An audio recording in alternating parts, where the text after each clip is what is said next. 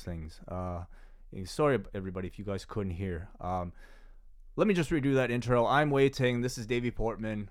He is here filling in for Jon, who is, of course, away just for Canada Day as part of a little vacation at a cottage. So, Davie, thank you for joining me. We are here to talk about AEW's Fyter Fest, AEW's very second show.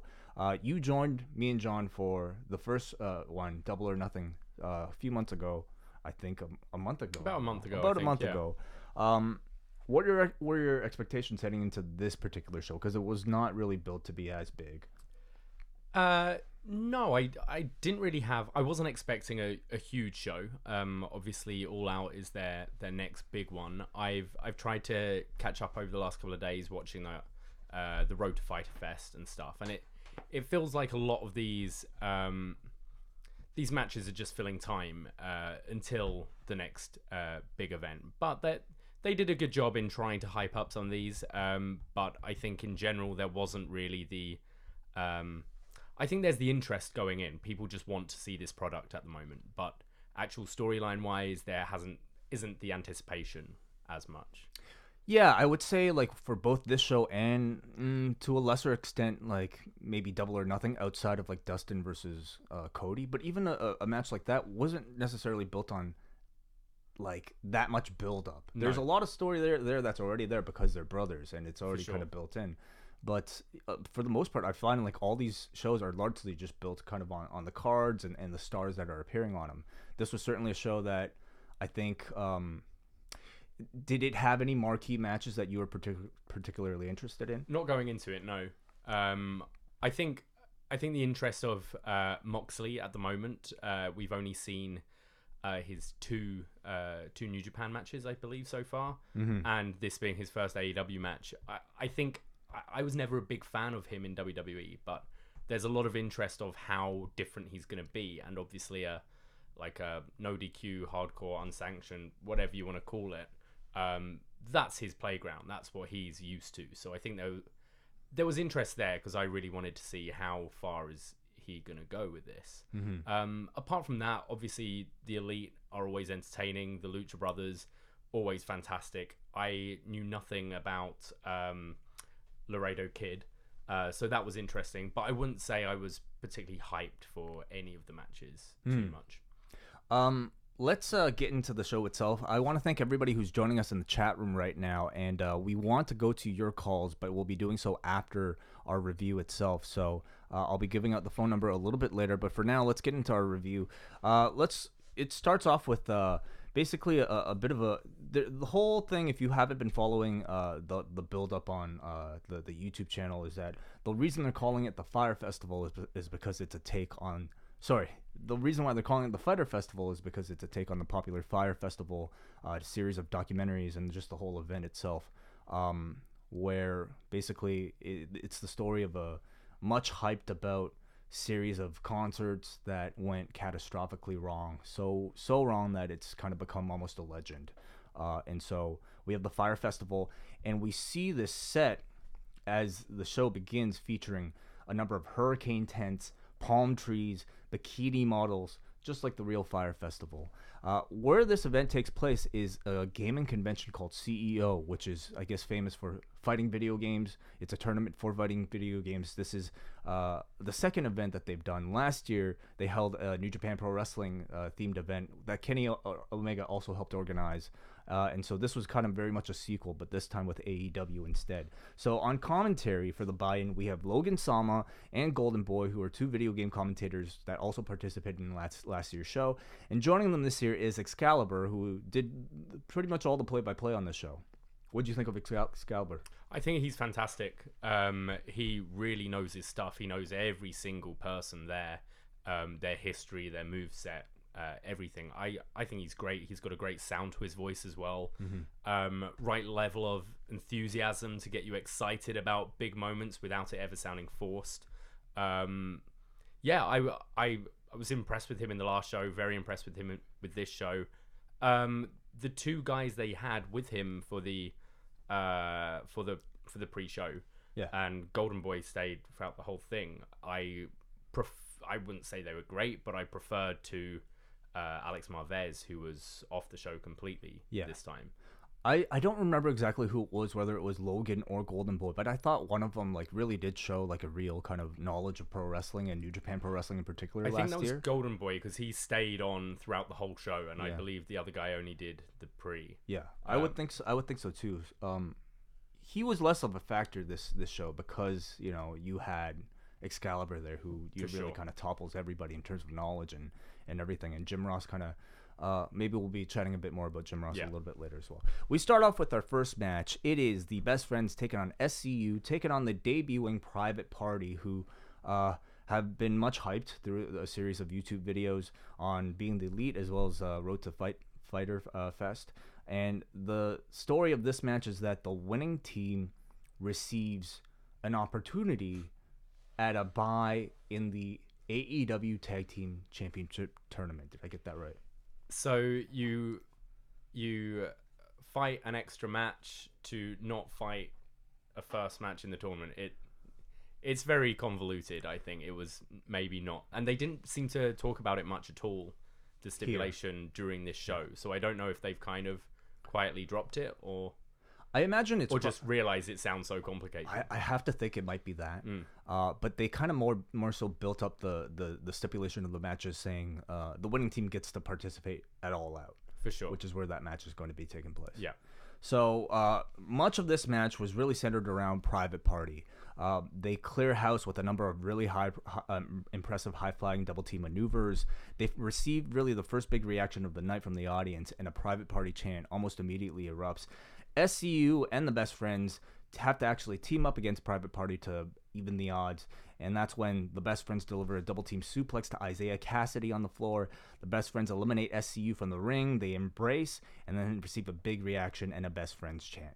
The Best Friends work over Kassidy for a long time, but with Marq Quen removed from his corner, Isiah Kassidy has to reluctantly tag in Kazarian. So at this point, SCU and the Best Friends exchange a number of big moves. Quen blind tags Kaz to get back in. He hits a beautiful shooting star press to Beretta for 2.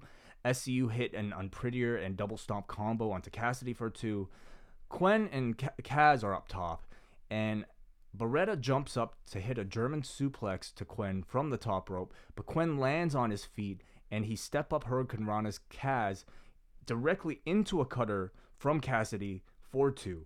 Eventually, the Best Friends are left alone with Isiah Kassidy, and they hit the Strong Zero for the victory. I thought a pretty fun opener. Have you seen Private Party before? No, I haven't. No. Only in clips. Okay. I watched with Braden the Road to Fyter Fest yesterday, and I gotta say their videos didn't have me interested. I was actually quite bored watching them. Really? Yeah. I don't know what it was, but we both felt the same. It just. Is it at this point we've seen so much of this style? It was just repetitive. It was like, we get it. I mean, this is nothing to do with their wrestling, just like how they were hyping themselves. It's like, okay, we get it. You're best friends and you're working really hard. And they kind of seem to keep on saying that. So I kind of went into this being like, oh, these are those guys that bored me yesterday. I thought Marq Quen really seems to be the star of this team. I thought he really impressed me. He's the gentleman with the colored hair, and yes, had his sunglasses on for half the match. They as the match went on, they won me over. I thought the sequence where there's the superplex from the top, but Quen lands on his feet, and then there's the Hurricanrana into the cutter. I thought that was really innovative and fun, and the crowd were biting then, really thinking that these guys could actually win it. I thought this was a fun opener. I thought it was a great opener. I found a match that was almost exclusively built to showcase Private Party, and so much so that like I thought it was really kind of brilliantly designed that they looked so impressive that you had the Best Friends and SCU have to team up in order to face them. For sure. So you could see, like I would say throughout most of this match, like much of the thinking I'm sure behind it all was to give that spotlight to some of the more unknown talent. Completely, yeah. It started off here in the first match. We go to immediately after the match with the Best Friends standing in the ring. On the screen is the Dark Order. Evil Uno and Stu Grayson, they appear. They have chosen the Best Friends to be their first opponents. The lights go out, and then the Dark Order's minions suddenly surround the best friends in the ring when the lights come back on. You're expecting them to like attack, to do something, but instead it's really just them standing, looking at each other. Then the lights go back out, and they come back on, and the minions are gone again. I actually quite like that they played with you a bit, because I think we were expecting, as you said, like last time, they'll come up again, they'll be in the ring, they'll beat them down. Yeah. And we've seen that before. I think this was more like, oh, we can get you if you want, but we'll let you off this time.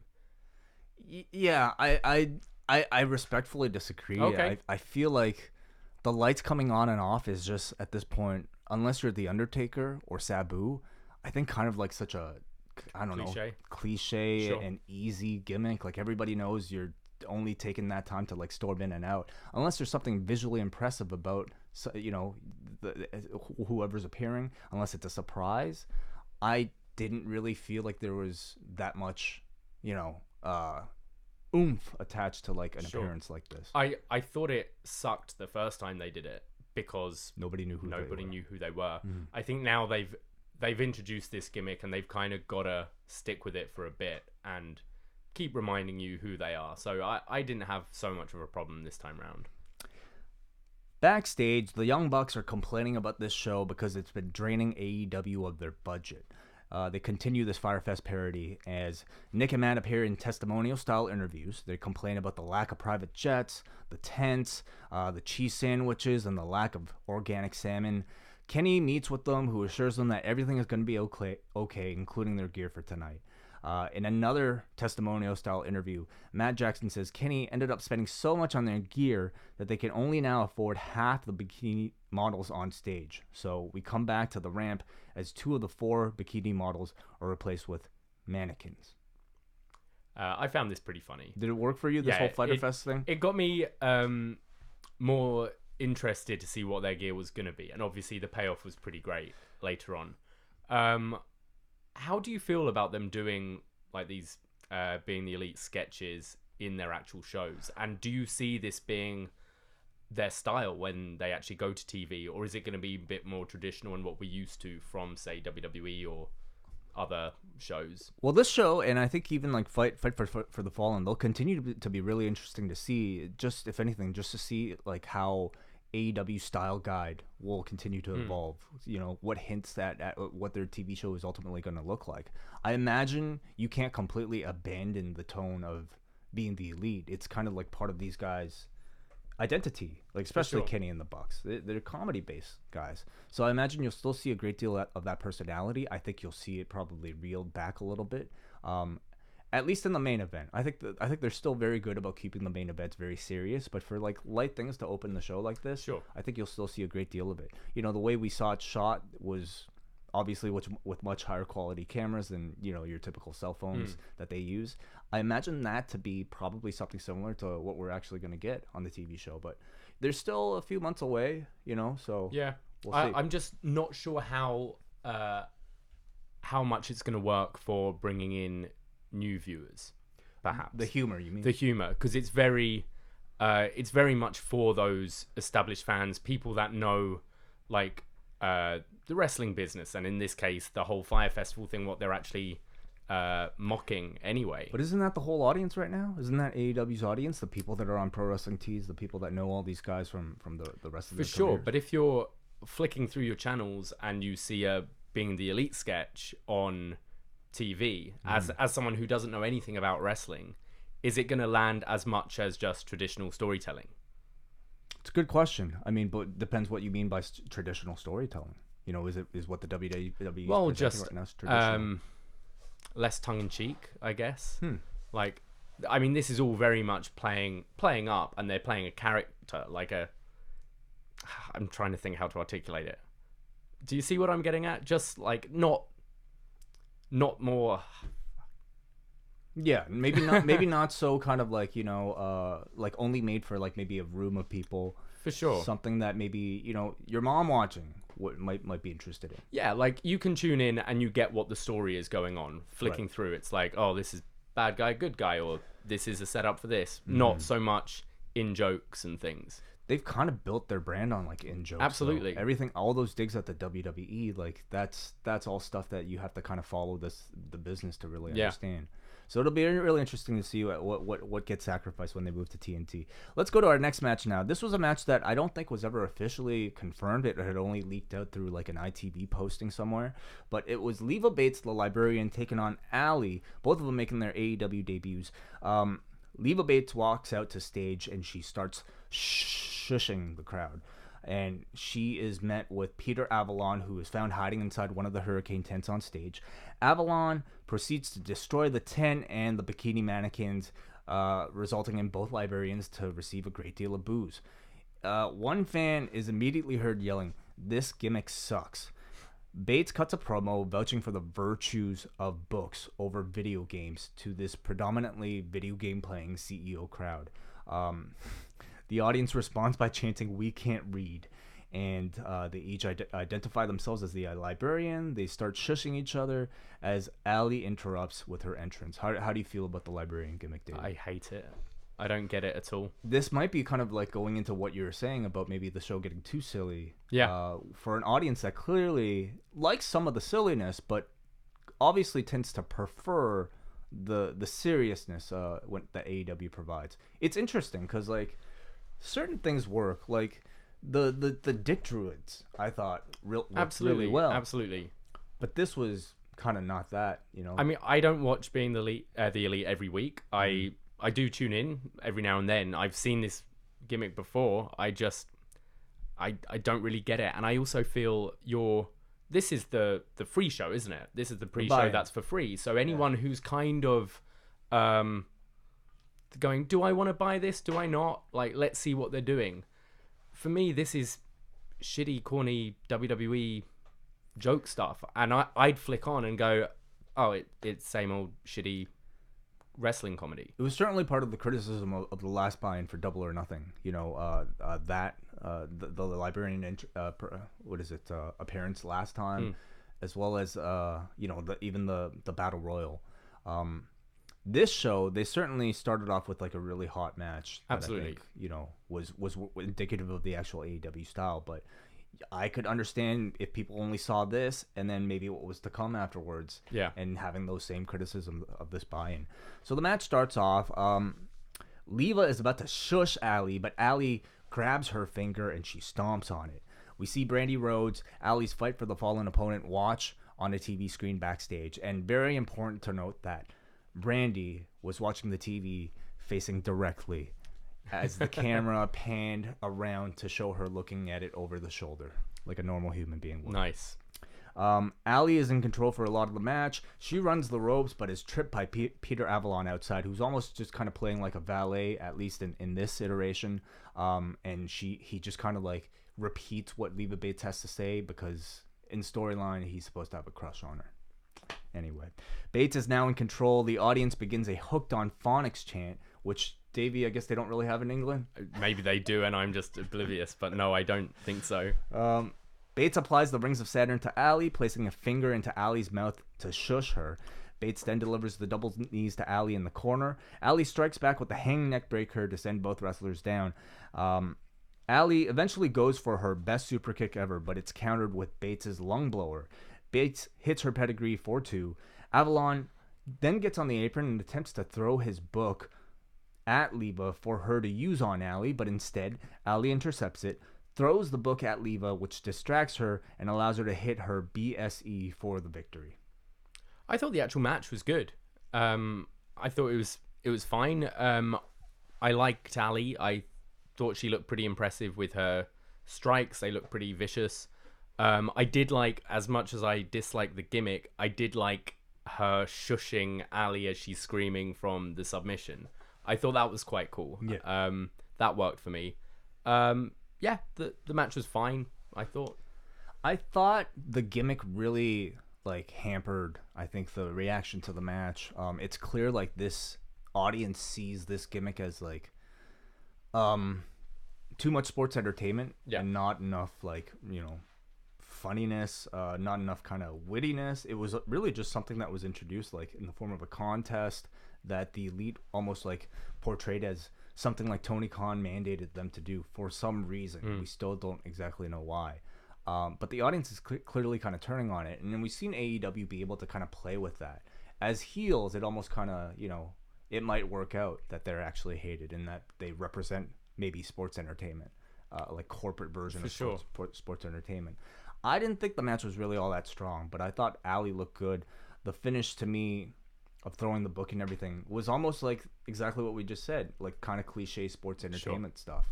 We'll see if that turns into anything. You would think someone like Leva Bates, though, with this crowd, she's known for being a cosplayer and stuff. If you knew this Fyter Fest was coming up, I mean, I'm sure they knew a while ago, you could probably go more that route with her. Yeah, it's strange though. I don't know if she was hired before the gimmick. She was one of the people who responded with a video. Right. So I don't know if they're necessarily booking for her. We saw plenty of cosplaying in the main event though. True. Or second semi-main. Backstage, Brandon Cutler informs Kenny Omega that all the bands scheduled to perform tonight have canceled. And then the main event of our buy-in show, Michael Nakazawa versus Alex Jebailey in a hardcore match. Alex Jebailey is the founder of CEO, so I guess somewhat of a name to this video game audience. He receives pyro for his entrance, and the match begins after a Nakazawa promo. And Nakazawa finds out that Jebailey's left leg is the injured leg, so he starts attacking it. Jebailey responds with some of the worst forearm strikes that I've probably ever seen, but I think the move he does decently is a Wrestling 101 body slam, which he did multiple times. Jebailey rear waist locks Nakazawa, but Nakazawa pulls out his baby oil and slips out. Jebailey and then referee Bryce Remsburg both sell by slipping on the baby oil. Nakazawa continues to pour baby oil all over Jebailey's bare chest, and then he hits a running double slump, which results in him sliding and slipping it and turning it into a senton. On the floor, Jebailey uses a clipboard and a joystick. Whether or not this was like an official CEO joystick or not, I'm not sure, but it was handed to him by Twitch founder and Justin.tv founder, Justin Wong. Damn. It's a big deal to somebody. They brawl to the inflatable pool near the stage. Jebailey attempts to drown Nakazawa in the inflatable pool. Nakazawa uses an inflatable flamingo on Jebailey. Jebailey body slams Nakazawa into the inflatable pool as the crowd chants, "Holy shit." Jebailey digs up various weapons from beneath the ring. It's really interesting to see this main event and compare it to the actual main event, yeah, because they were very similar matches, but I guess for different ratings. So Jebailey digs up weapons from beneath the ring, including a table and a GameCube controller, not a Wii controller, not a Switch. Well, they're wireless, so wouldn't be as effective. Right. He's got to get back to the wired generation of video games. So it was a Nintendo GameCube controller. Nakazawa takes the controller and he proceeds to strangle Jebailey off of the side of the ring, hanging him basically with this controller. And then in what I thought was the funniest spot of the match, he starts pressing the buttons on the joystick as he's choking him. Nakazawa then bites Jebailey, spears him through off the apron through a table. He refuses to pin him, however, so he starts unleashing kendo stick shots onto him. And then Nakazawa goes to remove a thong from his underwear, which is his finish. It's an iron claw with a thong attached to it. Jebailey intercepts the claw with a release German, sends Nakazawa on his head. And then Jebailey goes underneath the ring to reveal a big bag of arcade push buttons. Nakazawa takes a huge back body drop onto the buttons, and this crowd reacted big for that. Nakazawa escapes multiple kendo stick shots from Jebailey, sets up the thong claw, but Jebailey ducks and hits referee Bryce Remsburg instead with the thong claw. So at this point, Jebailey hits his finisher, which is La Magistral Cradle, but the referee is still out. Nakazawa then reverses the cradle and places the thong claw into Jebailey's face as he's keeping him down for the victory. So I started off with this match being like, what the fuck is this? This Jebailey's strikes and kicks are awful. I don't like these style of matches anyway, these sort of comedy matches, non-wrestler. I was surprised how much Jebailey was actually given offensively over Nakazawa. Yeah. And then something happened. I really enjoyed this. Yeah. I was also saying after I commented with the match before, I was surprised doing 2 comedy things in the pre-show when you're trying to get fans and it's a free show and more eyes on it. But this actually really worked for me. The whole GameCube controller was really funny. The crowd were like popping hard when like the different weapons were coming out. This worked for me. This was very much like last year's match that like I really didn't expect much out of, but like this was to me a case of like booking for your audience, and this was a video game audience that knew who Jebailey was, showed him great reverence because they know him from another world, and to see him engage in this ridiculous like hardcore match that was very much built around a video game audience with the GameCube controller with the arcade push buttons, I thought it worked really well. And I think Nakazawa is really like, the perfect opponent because he comes from DDT, and this was very much that in that style of like a DDT comedy match. Sure. I think, often like matches like this might fail because they're simply not funny. But this was actually funny. It did make me laugh multiple times. As I said, it really worked for me. I thought there were some legitimately like, good comedy spots that were built for this audience, and like this crowd never like quieted up once. Like this was one of the hotter matches for this crowd. At this point, Jim Ross makes his entrance to the announce desk where he's replacing Logan Sama to begin the pay-per-view. And our first match on the actual pay-per-view itself is Christopher Daniels versus CIMA. These are 2 people who have known each other for a very long time, dating back to their days in Japan. Daniels works on CIMA's back throughout the early portion of the match. CIMA attempts to deliver a cross-legged fisherman buster but can't because of that injury. Daniels hits a blue thunder bomb and then hits the Angel's wings for a 2 count. CIMA lands a sunset flip powerbomb off the top turnbuckle, also for a 2. Finally, CIMA hits Schwein, followed by the Meteora off the top rope for the win. There was nothing wrong with this match, but it just didn't really do it for me. It didn't hit a second gear, I don't think. Mm-hmm. You know both these guys are great wrestlers, and you know they're going to put on technically a good match, but I enjoyed the last match more. I don't necessarily disagree with you in terms of entertainment, in terms of maybe like, color, in terms of just like crowd interaction even. I'm with you. I thought this was a very solid match between 2 veterans, a very well wrestled, modern, technical, high-flying match. Yeah. But it was nothing memorable. No. There was nothing all that spectacular. I think you can look at, performances on this show from people like Private Party and people like even Darby Allin, I would say, and obviously Joey Janela, and think that, they were great debuts, in a great singles debuts for sure. a lot of those guys. I didn't necessarily feel that way about CIMA, who was having his biggest match in front of a wider crowd. There's nothing wrong that he did. Like, I would say everything he did was perfect, but I did think his Meteora is a move we're seeing a lot these days, and I thought his looked fantastic. It looked really deadly, and it absolutely was the finish. It should have been the finish. But you're right, especially when he's going to be against Omega in their next event. He needed to shine a bit more, I think. Personally, I think what might be missing from the crowd's engagement with somebody like CIMA is just the lack of promotional material. Yeah. He hasn't really had that much spotlight, if at all, on any of the YouTube videos. I would say you're probably still dealing with a large majority of the audience who really kind of maybe might know him by name, might know him by reputation, but still don't really know his story and who he is. So hopefully before the Omega match, you would expect that they would give him that type of press. I felt this was... throughout the whole show, Jim Ross, I said to you as we were watching it, I just feel he doesn't bother so much with his research of actual people anymore. It seems a lot of the time he's throwing to Excalibur to talk about it, and then he'll just give a roundabout thought of a wrestler, but just based on wrestling in general.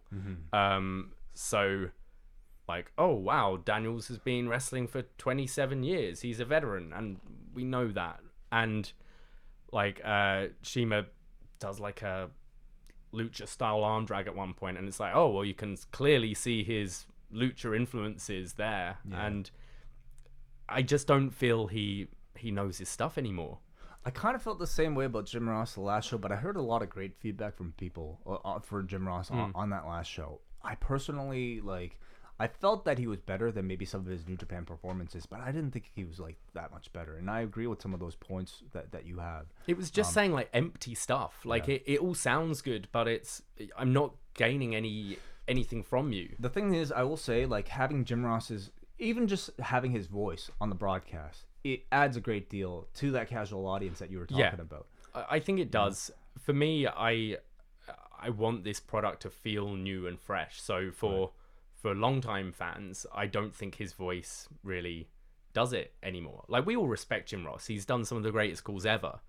But don't you think longtime fans want that familiarity?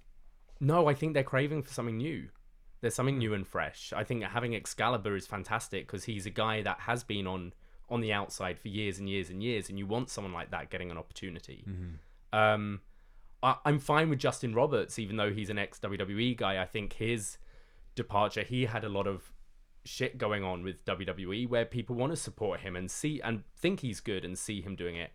Jim Ross we've had for 20, 30 years. It's going back to the well, I think, which I feel a lot of fans want fresh, looking fresh, sounding fresh.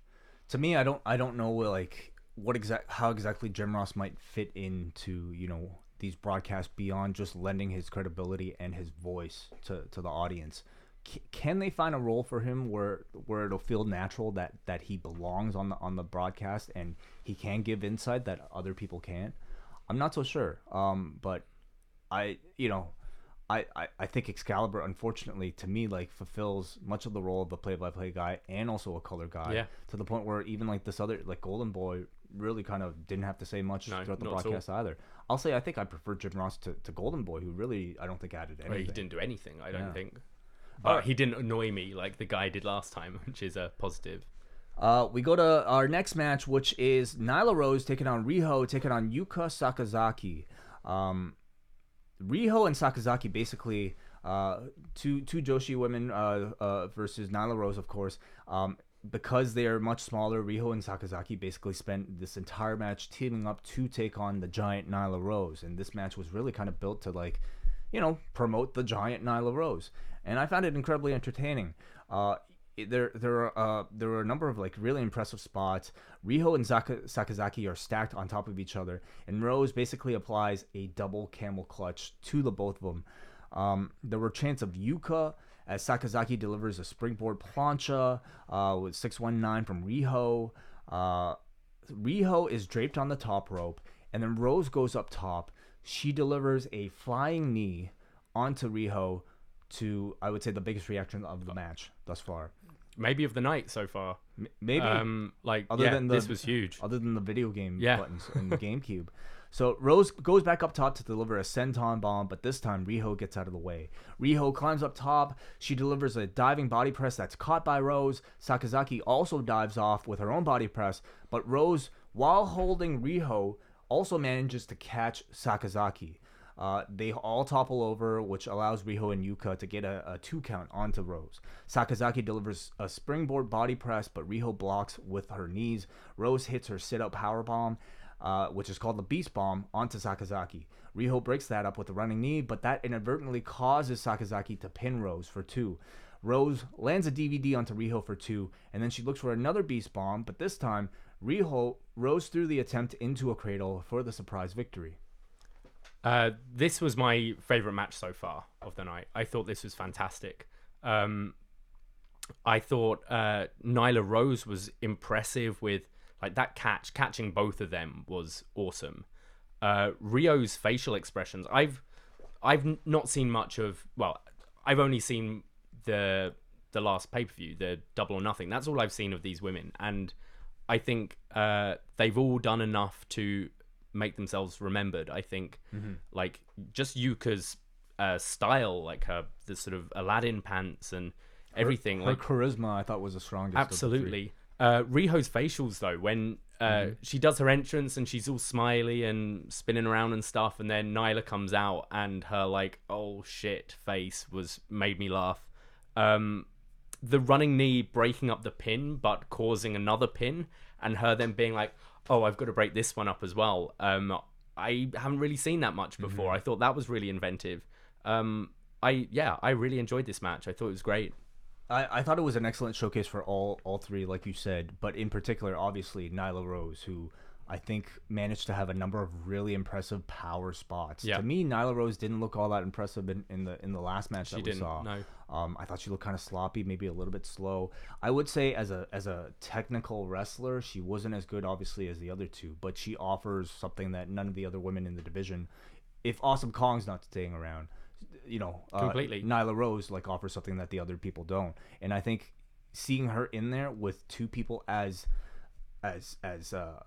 agile, as flexible, and as small as Sakazaki and Riho really highlighted Rose's strengths. Yeah. I'm with you. I thought Riho looked great, but to me the standout was Sakazaki, who again, her charisma was just off the charts. So at the end here, after the match, Rose attacks Riho, but Sakazaki saves her as she sends Rose out of the ring. So then Riho recoups and shoves Sakazaki down, and then Sakazaki just gives the best sad face She looked heartbroken that you'll ever see. Excellent facial expressions from those two in this match. Our next match is Hangman Page taking on Jungle Boy, taking on MJF, taking on Jimmy Havoc. And for this match, Kip Sabian sits down to join the commentary team because we are told that he will be facing the winner at Fight for the Fallen. To start the match, MJF cuts a scathing promo, not only insulting his three opponents, but also insulting the video game playing audience as well. He says he used to love video games, but then he lost his virginity.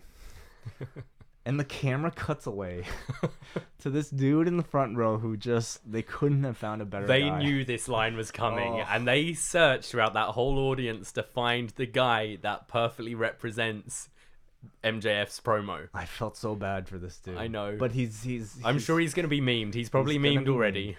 He's going to be memed. Absolutely. Poor guy. So there is a very fast-paced match between all four men. They break up for dives on the floor. MJF is about to tease a dive, but he stops short and then motions to the crowd to shove it up their ass.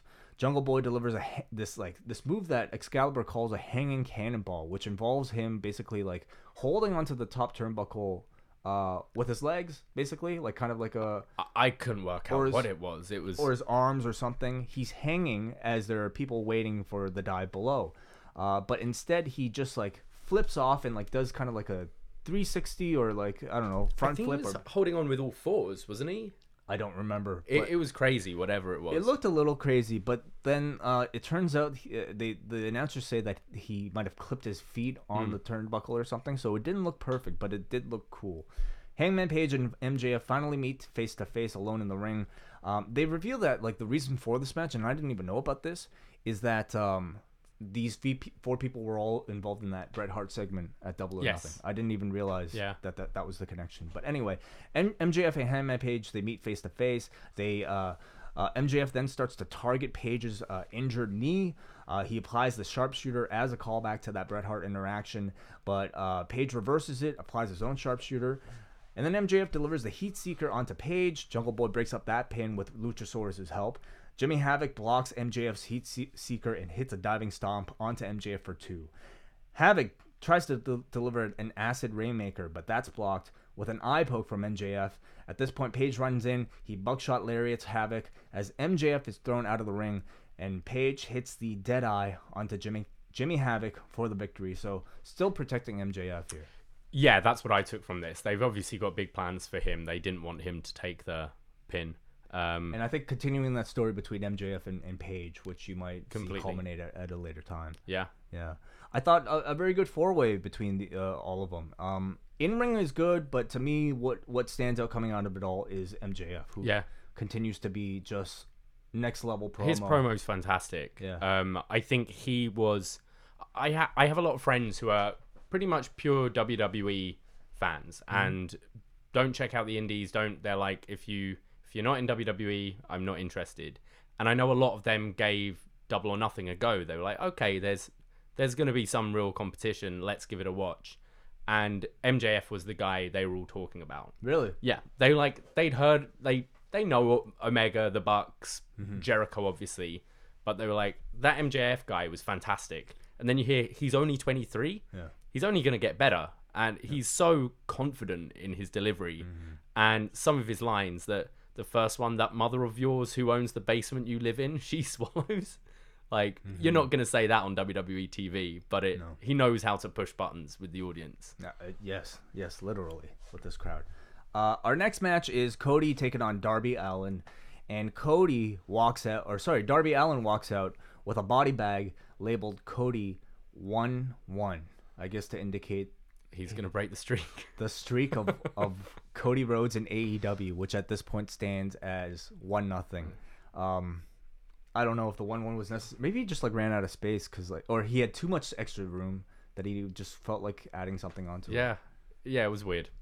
So as with Cody's appearances at All In or Double or Nothing, I thought the audience reacted really well to him just even from the beginning. They're treating him kind of like a star, kind of as like the founder almost of all this stuff. Yeah, it surprises me each time how loud people are for him because... Well, think about it. Last two shows, he stole the show. True, completely. So, and I think it is that respect like an NXT crowd would give to Triple H. Absolutely. It's that thing as well. Like we like and appreciate what you're doing. Thank you. Mm-hmm. So they start in a bit of a slower pace, and then after a bit of a show of respect, Cody slaps Darby Allin, and this is when he gets into his more aggressively heel mode, whereas he might kind of start off as like, the babyface founder character. Throughout this match and also the Dustin match, there gets to be a point where he just gets back into like heel Cody mode. Yeah. So he gets a bit more aggressive, throws Allin to the steel post with Allin continuing to fall outside. He starts taunting Allin by doing push-ups inside the ring. The rest of this match kind of resulted in, I would say, maybe a bit of a lukewarm reaction because it was kind of your typical Cody Rhodes being in control, doing, I think, what some people would negatively call a WWE style of like, building heat. And it was rather slow, resulted in maybe a number of like, release suplexes to Allin, some butterfly a butterfly lock submissions, and then just like punches and a lot of kind of posturing, which really worked well for Aldis and for the Dustin matches. But without a story to kind of fall back on here, it kind of killed the crowd. It did. It did kill the crowd. I thought it picked up towards the end, but the first half of this was boring. So what? Sorry, I think also the Darby Allin's obviously very small, but what we saw in the triple threat match with the women is two of those ladies are very small and one is huge. Mm-hmm. Cody's not huge. Like, he's not a small guy, but he's not like a Kane or Big Show or whatever, which really works with ragdolling. Right. I think a normal size guy ragdolling just a little guy doesn't quite work or get the heat as much. Sure. And his style isn't really as aggressive. And his style is more like that Triple H Randy Orton style in this. Just that, as you said, like build the heat. But I thought I understand why they didn't, because you've got the crazy match later on. But this needed a no DQ stipulation. Right. I felt it needed that. So at about the 15-minute mark, we get a 5 minutes remaining in this match announcement, which feels new. Like I really like this. Yeah, I mean, very much, I guess, a holdover from other promotions, but very much, taking it more to the sports element and less WWE. And they had been calling it in all the previous matches as well. They have. I didn't realize. Yeah, I noticed it certainly in the women's match. I think they said like 10 minutes remaining or something. So. Okay. Which is good. If you're going to have this as the finish to a match, you plant the seeds early on. Mm-hmm. And I hope this is something they stick with, because I'd much rather see time limit draws every now and then than a dodgy DQ to protect both people. Absolutely. And it's a great way to protect both guys while focusing on the action and building to a rematch. Completely agree with you. So earlier on in the match, Darby Allin injures Cody's fingers, and so in order to fight back, he continually tries to attack those fingers. He grabs his fingers in the middle of being suspended in a delayed vertical suplex. He bites his fingers. So then we go on the apron where Cody is lying down on the apron. Darby Allin then goes up top and delivers his coffin drop, which I guess WWE fans might recognize as Kofi's like trust fall.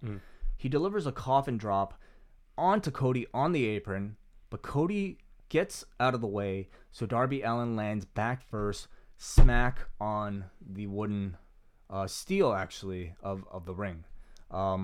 Crazy. I thought this was so stupid. Yeah, of course. Now, like, does something like this bother you as much as maybe some of the things we saw in the main event? No, because like everyone knows what a thumbtack going into you is going to feel like. Like you pricked your thumb or whatever and it hurts, but it's not going to do lasting damage. Like just going spine first into steel from a height, it's stupid.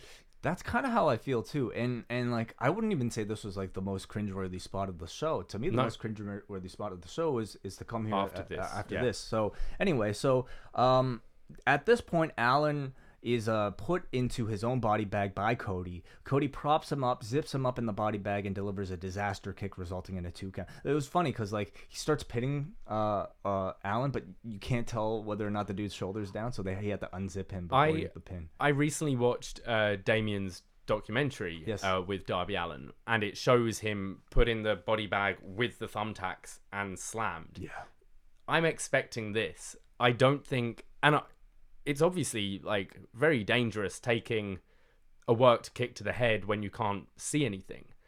I don't think the audience gets that though. Right. I don't think the reaction you're getting from that is big enough. I'd have rather they just didn't introduce the idea of the body bag at all, because I thought it kind of sucked. Cody then takes off his weight training belt. He starts whipping Allin with it. At this point, there are 30 seconds remaining.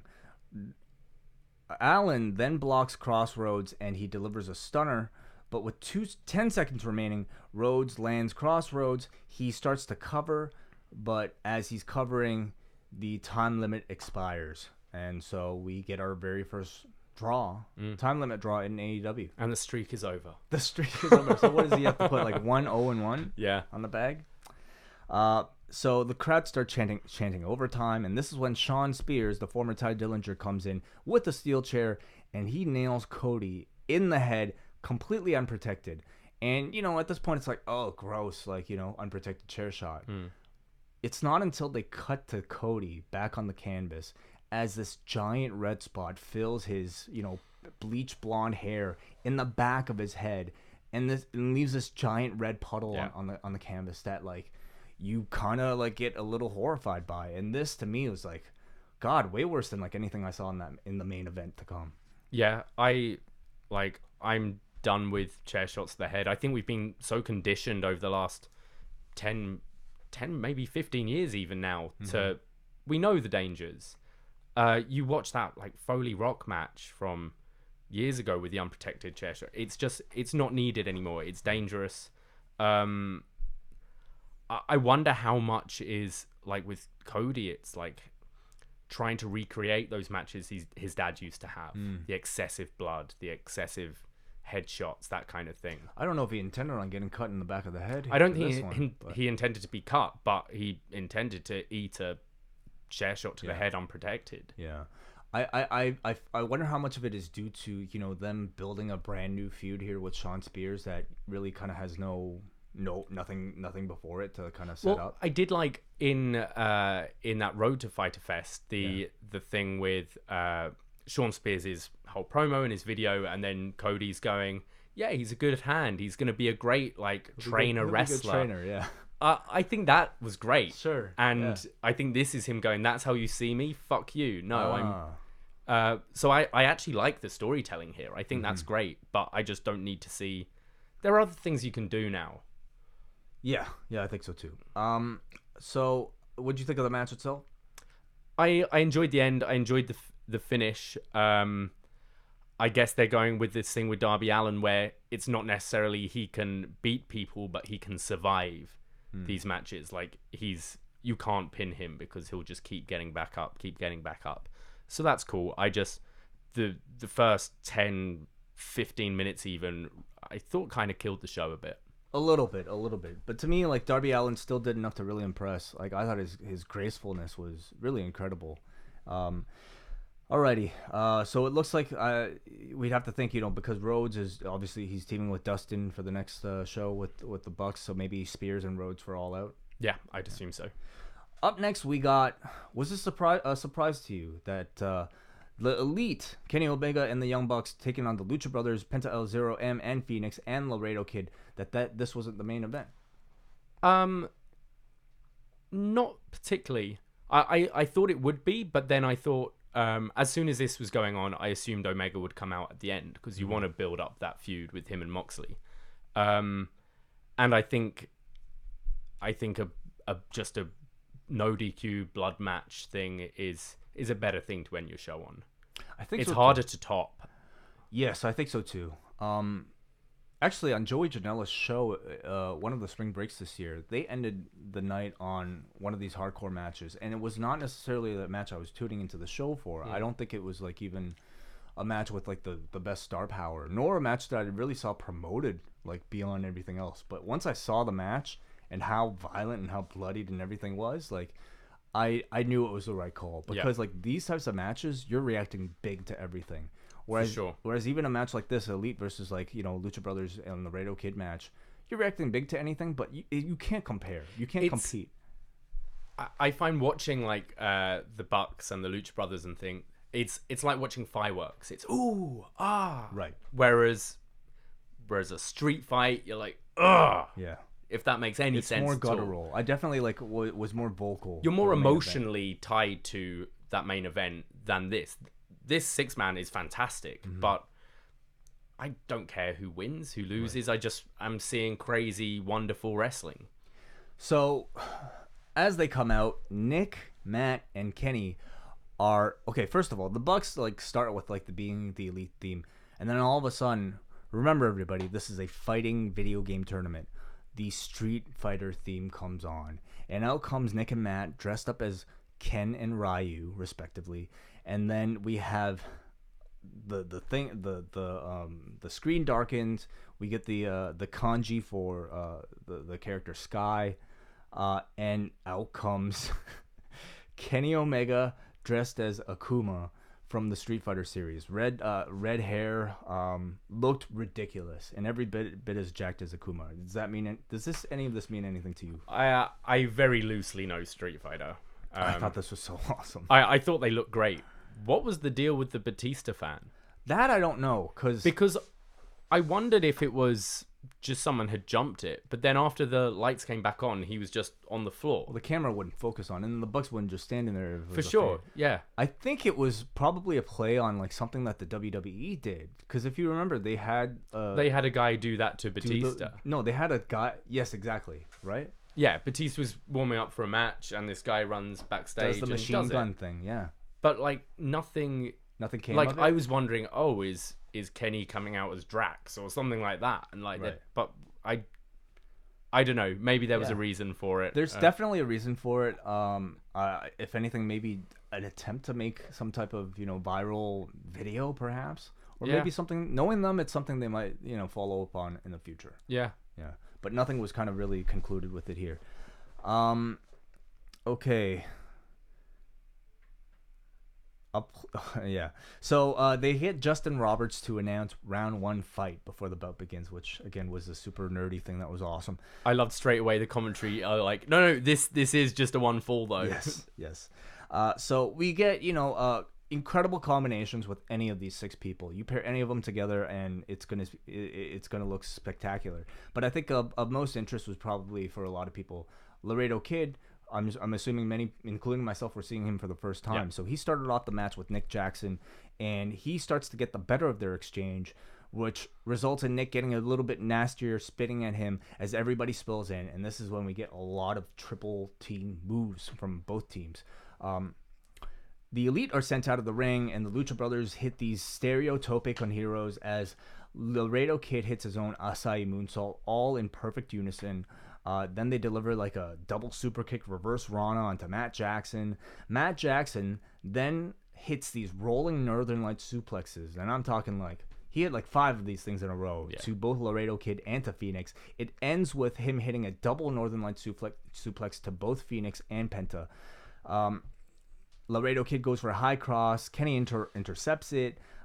His rise of the Terminator dive is interrupted as Pentagon and Kenny stand off in a bit of a callback, I thought, to their All-In match. Kind of like, playing, like AEW did this like in the Battle Royal last time as well, where they had like, Janela and Paige like stand off as if like it was like some type of long-term rivalry. Sure, yeah. I think people recognize it, but it's not like, it's not like seeing like The Undertaker and Shawn Michaels stand face to face. Yeah.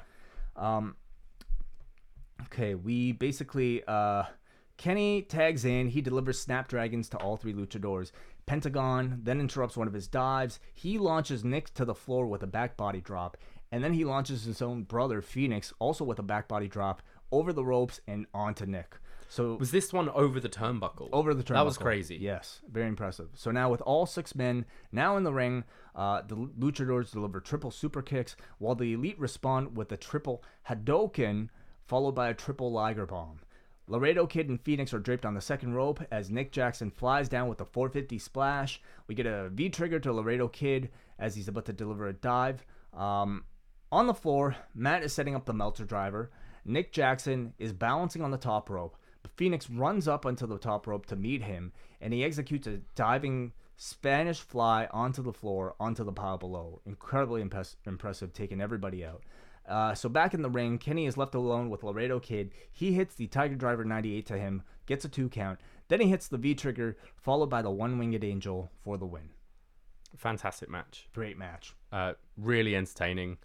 One of the things I meant to mention earlier, and I think you and John talked about it a bit at Double or Nothing, is you can tell how well-oiled a machine WWE is with cameras and stuff. There was a lot on this show that was missed, and you can forgive people missing stuff in this match because all these guys are so quick all over the place, but there were just a couple of spots that were slightly missed. I think it was a Phoenix moonsault to the outside that the camera catches it right at the end. There was just a lot of this throughout the show, and I guess it's just maybe people not so used to shooting wrestling. Could be. Or not being as rehearsed, or I don't know. Yeah, I'm not completely sure either. I don't know if it was... production-wise, I'm not entirely sure maybe if there were elements of, like, CEO providing certain people versus... Because they like film a lot of stuff like on their own for video game tournaments versus maybe AEW's production. But because of the AEW branding on it, I would assume a great deal of what you saw was produced by AEW. If not the whole thing. I noticed it in the main as well. I think Moxley was doing it in character, but there's a bit he's like, you need to move back to the cameraman, and obviously he's someone who's worked in front of cameras all the time with WWE, so he knows exactly where everyone should be and stuff. I also thought it was an amazing match. To me, it was like 2 teams that were mirror versions of each other facing each other, and like anytime I've seen Kenny team with the Bucks, they've always offered a great deal of excitement and creativity in so many of their matches. So I thought this match was very much the same, but you saw it from both ends, from both teams. I would say execution was certainly not completely flawless. Like I wondered if there was something off with the ropes, like because a lot of people. It was that top rope, like towards the entrance ramp. Yeah. Yuka slipped on it a bit. Nick had slipped on it. Yeah, but nothing really interrupted the match or sure. ruined the match at all. I thought Laredo Kid for his debut looked impressive. Yeah. He took the pinfall, and I guess that's understandable because you'd rather pin him than either Penta or Fenix. Completely, yeah. But everybody looked great. Everybody looked very good here in this match. Finally, our main event, Davey, the unsanctioned match between Joey Janela and Jon Moxley. So what an unsanctioned match is something that the commission, the AEW commission, will not grant responsibility for. In fact, they say that the only thing the referee is here to do is to count the pinfall.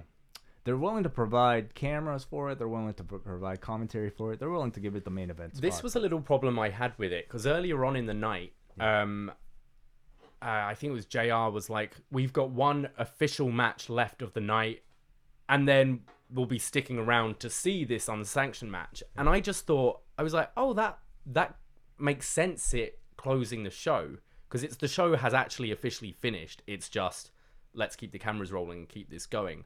I think they could have, like, turned the lights off on the crowd, put house lights up, like, make it look different. Right. Have not have a ref in a referee shirt, like an AEW referee shirt. Just have someone all in black or whatever to count the fall. Right.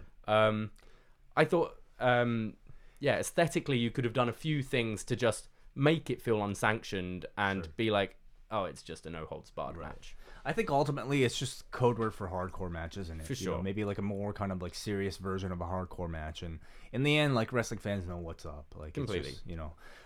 This was Joey Janela versus Jon Moxley in a match that they've really kind of promoted as like Jon Moxley's like return to his like hardcore CZW self. So against an opponent like Joey Janela, that's certainly the type of match you were expecting. Yeah. And that was the type of match we got because early on, Joey Janela grabs this prosthetic leg from a fan ringside and he hits Moxley with it. Janela then sits Moxley onto a chair inside the ring, and he dives off with the somersault senton as Moxley moves out of the way, sending Janela flat into the chair. Moxley then pulls out a barbed wire steel chair from underneath the ring, placing it onto Janela. He goes up into the corner to dive onto him, but Janela gets back up, hurricanranas Moxley onto the barbed wire chair from the top rope. This just, it cuts up Moxley's back almost immediately. They start fighting on the apron, and Janela executes a side Russian leg sweep onto Moxley through a table on the Best floor. move ever. The side rush, absolutely, Davey, just for you. Back in the ring, Moxley spine busters Janela through a table that is propped in the corner. They keep, I found they had Janela take a great deal of punishment, but he would always kind of be shown giving the finger in defiance almost to Moxley. So Moxley pulls out this barbed wire board now from beneath the ring. He sends Janela sends Moxley into it with the DVD. That gets a 2 count. Janela then sets up a ladder in the ring, and I thought this was probably like one of the taller ladders. Like if this was in a WWE ring, it would be the second, like the tall ladder. Yeah. So he grabs an extra tall ladder in the ring and delivers a diving elbow drop onto Moxley through 2 tables on the floor. Moxley then hits a Death Valley bomb onto Janela from the ring through a barbed wire board propped up between the apron and the guardrail. So Moxley then pulls out a bag of thumbtacks, which we've all seen before, nothing crazy. But then he goes over to Janela and proceeds to take his shoes off, which I haven't personally ever seen before, but it just added a next level to like this whole thing. And so simple too. So he teases dropping Janela onto these tacks, but Janela escapes. Janela fights back a bit, but Moxley ultimately delivers an X-Plex onto Janela through these tacks. He stomps on Janela's hand into the tacks. And then he drops Janela feet first into the tacks. Like these are like three spots basically with the thumbtacks. And Janela still responds by giving the bird to Jon Moxley. Finally, Moxley, for the finish, goes back to the bag, drops more tacks into the ring, and hits his DDT, which they're calling the Paradigm Shift instead of the Death Rider that New Japan seems to be calling it. Okay. Unless New Japan is calling like the elevated version of the Death Rider. I don't think he called himself Death Rider either, because Death Rider is his character as well in New Japan, and he's wearing different gear and everything. So I guess I think it might be something he's not using at all. Interesting. So anyway, the Paradigm Shift, the double arm DDT for Moxley into the thumbtacks, gets the win, and the match ends with close-ups of Janela and Moxley's feet and lower back, which are just riddled with thumbtacks. How can you, at least your back, you can bandage up, put a shirt on, try to avoid touching it. Like, the feet, you can't just not walk around. Yeah. He's probably going to be driving and putting that foot down on the pedal to go to the next place or whatever. This was an escalation for sure. Like, I mean, I think, seeing anybody go through thumbtacks is already crazy enough, but what's the next level? It's like, it's seeing thumbtack into your most sensitive areas, like the areas where you feel it the most. And we know everyone's trodden on something by accident and out. Like, how it feels. Yeah. But as we said earlier, this is stuff, it'll be healed in a couple of days. Well, that's You'll be fine. Like, you're not going to have any lasting damage. It's just surface wound. I'm but it gets such a bigger reaction than a coffin drop onto the apron. I'm kind of amazed that like I feel that way, you know? Yeah. Like I mean ultimately I want my the performers that I'm watching to be safe and healthy with a kind of, with a certain level of risk involved. And I'm so surprised that I almost consider like this to be an acceptable level of like risk. Yeah. I think we know that we're so much more educated now about the dangers, about the injuries, and I'd take that Naito Ibushi match that happened recently. I think you watch that 20 years ago, be like, that was nuts, and then move on and think nothing about it. Whereas now you're thinking, like with the chair shot to the head as well, go, no, that's so unnecessary. That's going to do so much long-term damage for you, maybe shorten your career, if not, and could be a lot worse. Yeah. Like just a few cuts and scrapes here and there that feel nasty, look nasty, get a great reaction, but they'll be fine in a couple of days. I absolutely thought ending the show with this match was the right call for the reasons that we stated. I nothing was going to top this match, even a Kenny and a Bucks match. To me, this was an excellent re-debut for Jon Moxley in front of a different audience in North America. His New Japan match was both those matches were I mean mainly the Juice match. The other match wasn't that much, but the Juice match was a great kind of already like sampling of the style that he would wrestle. But this was, kind of the true like return to form of the CZW like crazy Jon Moxley in a style of match where he like very much kind of went like move for move for somebody who's really kind of made a name for himself in this realm, a deathmatch wrestler like Joey Janela. So Ambrose completely reinvented himself, but I thought Janela, this was also his biggest match of his career, main eventing an AEW show, and I thought he did fantastic. He was great as well. Like he very much, I think, is trying to build a reputation as the guy like a Mick Foley, taking all the damage, but still coming back. Be somebody who's willing to sacrifice his body for the entertainment of his audience. And obviously, I think we have to be careful about how much we demand of like wrestlers as well for something like that. But here, like I thought he earned a great deal of respect from this crowd. What I'm really enjoying so far at these first two shows with AEW is the variety there. Absolutely. Because think you've got a whole like hardcore division there. You've got Darby Allin and Jimmy Havoc as well, who like I mean Havoc's had some fucking insane matches. So you've got all that. You've got polar opposite to the women and the Joshis. That are so entertaining and so different and fresh for me, who hasn't seeked out any of that stuff, and to see that to end up seeing that on weekly TV is gonna be great. And then obviously your tag division. I think it's got a lot of variety and it's gonna keep growing.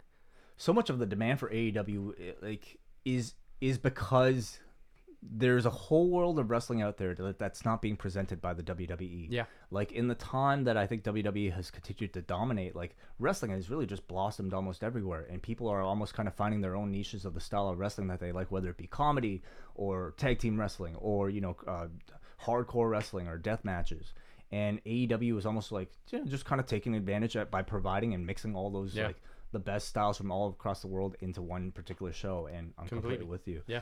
After the match here, Kenny Omega immediately runs in and he delivers a V-trigger to Moxley. He sends Moxley through a table with the pile driver and then takes him into the set, smashing him into the drum set that's propped up on the ring, attacking him with, I thought, what was probably the wrong time to attack him with drumsticks. To me, like that was lame. Doing a bit of comedy. He also hits him with a Fender Stratocaster. Moxley is carried to the back, but he shoves the referees away. Kenny then meets him back at the entrance and attacks with the trash can. Omega then hits the paradigm shift onto Moxley, onto the trash can, as the camera closes up on Moxley, who flashes a smile as the show goes off the air. I felt Kenny really needed to come out. I think that's one of the things that's been a bit odd, I feel, with having these two shows between Double or Nothing and All Out is, how are you going to keep these feuds going? Why are you in a match with Janela when you targeted Omega just a month ago? Why is Omega in a a tag match when he got attacked at the end of his match last time. Why isn't he going against him? Right. So yeah, I liked this. I liked the beatdown. Thought it went down a bit too long.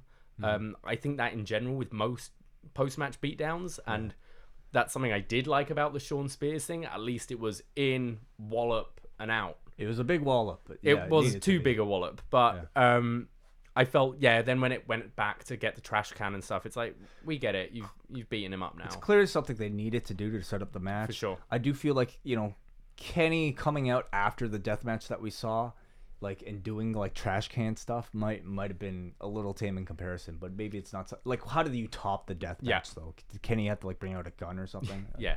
What thoughts on the show overall? I really enjoyed it. Yeah. There's the pre-show, it had its lows. I enjoyed the pre-show more than the last one. Yeah, completely. But I think I'm positive about it. I'm looking forward to where it goes next. I'm definitely going to be continuing to tune in. I really like the match, the show overall. Yeah. For many of the reasons that we had already talked about, the variety that was involved.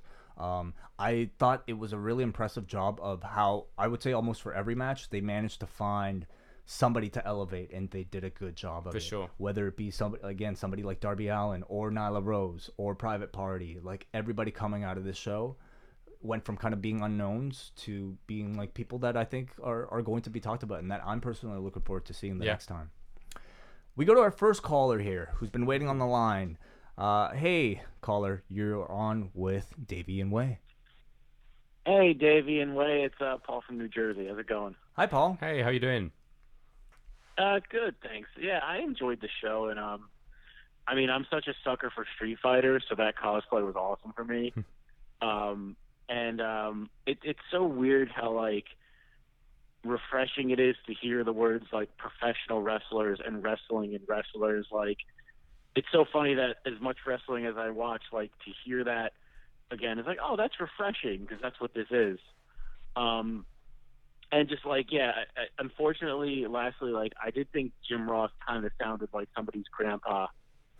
I found him a little jarring, and that's hard to say because he's such a legend and I'm such a fan of his. But yeah, I found him a little weak on this show. What was your match of the night? My match of the night would have to be the 6-man, the Bucks and Omega versus Penta, Fenix, and the Laredo Kid. I thought that was really enjoyable. Did you have any things that you didn't like about the show? It's funny, I am a big Leva Bates fan, but yeah, that librarian character for some reason isn't working for me, and some of the camera angles, but other than that, I thought this was a really enjoyable show. Like you guys said, I felt like there was a lot of variety, because my friend was asking me what I liked more, the 6-man or the Moxley match, and although I liked the 6-man more, it was kind of my first thing was to say, they're so different. There was a lot of variety, there's so much different cool stuff on this show, so I really enjoyed it. All right, awesome. Thank you very much for the call, Paul. Thank you, guys. See ya. And you guys can call in too. Phone lines are now officially open. 1-732-800-4423. Long distance charges may apply outside of the U.S., or you can simply search for Post Wrestling on Skype to connect to us for free. Do you want to get to the feedback board? I can't find it on here. Oh, it's the first one. Oh, wait a second. Yeah. Oh, that's strange. Yeah, it's weird. It's in the cafe section. There we go. Okay. So do you have access to it? Are you a patron? Yeah, I am. Up next, let's go to a phone line while Davey sets that up. We go to Bruce Lord. Bruce Lord, you're on the phone. Hey guys, how's it going? Hey Bruce, what did you think of the show? I enjoyed it overall. I thought it kind of maintained the momentum, not to crib a word from, another company, that Double or Nothing produced there. I thought, like you said, a number of people were sort of elevated coming out of it, and there are interesting questions and stories and feuds to come out of it. But I guess the question that this sort of left me with was how this company is going to be able or not able to translate stories over from a very different platform like YouTube, like Being the Elite, over into weekly television. I was watching this show with a friend and my brother, who's the epitome of a lapsed casual fan from the late 90s, who was entirely, utterly confused by everything that was happening on the pre-show, any of the things that had been built up on YouTube or whatever. And I didn't even know where to begin to try to get him up to speed with those things. So I guess the question is sort of how easy will it be for people to sort of jump onto and keep pace with this sort of a product, a very modern product, that is being communicated through television rather than through the internet channels that they've been using up until this point. Well, let me ask you, Bruce, like, despite, I would say, like, some of the confusing elements of the show, did your friends end up sticking around and enjoying perhaps the rest? They enjoyed what I would say would be the more sort of straightforward matches. Things like the tag match between Best Friends and Private Party and things like that. Those things sort of held their interest, but everything else that required a bit more explanation, like all of hell, it took me a minute to even figure out that the Street Fighter thing was, that's a reference to the fact that Dan comes out and gets beat up by Akuma or whatever. I was having to dig deep to figure out those things. By point of comparison, I've been watching the Southern Showdown show just before this show started, and I was able to get my brother right up to speed with what was happening in the Ospreay Eagles match. And he was like, okay, cool. Yes, I understand that. I understand what the stakes are. You've explained that to me in 15 seconds. Cool. And I can track Ospreay Eagles and El Phantasmo and know what's going on here. A lot of the other stuff took a lot more sort of, backstory and framing to sort of get them up to speed. And so I kind of found that to be a bit of an imposition. It's an interesting question, and clearly I would say, judging by reactions like yours and even, what I've been seeing online, it's something that AEW has to really kind of find a balance with as they get to TV. Obviously, having a TV show to explain a lot of it on a larger stage will help a lot of that. I mean, I would say something that would be disappointing is if they completely dropped like their comedy, because I think ultimately it's kind of what got them to the dance, right? I mean, obviously it's a wrestling as well, but so much of the style of comedy of that YouTube show, how do you kind of balance, a very kind of, don't even know if I would call it niche, because it appeals clearly to so many people, but maybe it could simply be the lack of reach, because right now it's only on YouTube, and people like Davey don't necessarily, like, about the Elite, about some of these storylines, but you're not watching every episode of Being the Elite. For sure, yeah. Yeah. What are your other thoughts on the show, Bruce?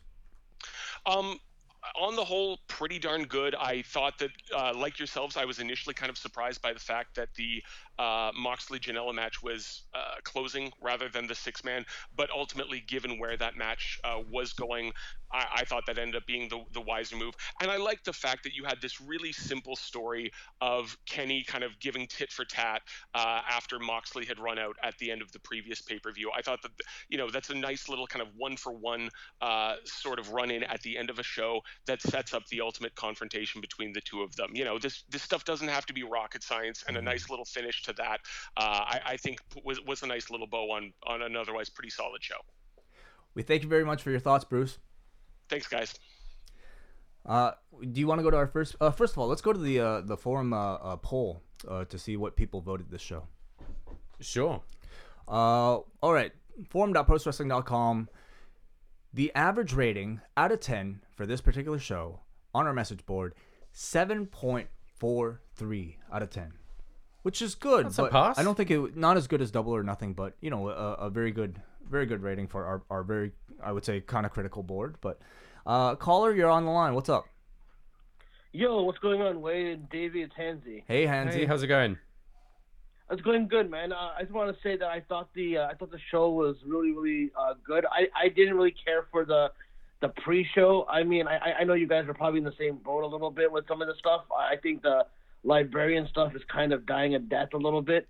But I thought the entire show was basically solid. I mean, not like everything blew me away, but I say the last three matches essentially kind of really. I thought they were really, really solid. But wait, I wanted to ask you before I just get off quickly. Wait, there was like a kind of a controversy with Jim Ross, right? He used the word Oriental to describe a wrestler. I noticed that. Yeah. No, and my question is, and W.H. Park was a cool dude, because as someone who's kind of bought into like the old mentality of going, oh, why is that offensive, whatever, right? I just want to know your take. Are you offended by that term? And do you think you can explain to some people who might not think that's offensive why it's offensive or something like that. I just want to get your take.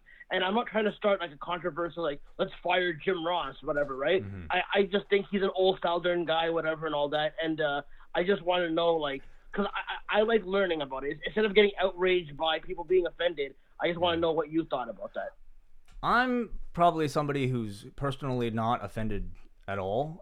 Honestly, so much of it depends on the context with which you're saying it. And in the context that Jim Ross uttered it, it was completely like inoffensive. Like he just meant it as another way of saying East Asian. So I take it to be just, you know, somebody who might not have gotten the memo that, hey, like, people probably shouldn't be saying a word like this anymore. But I really didn't even think it was significant enough to mention in the recap. I caught wind of it, but, you know, we didn't. Do you even know this? Like, if this was, like, you know, an offensive or taboo term? I feel it's different in the UK anyway. Right.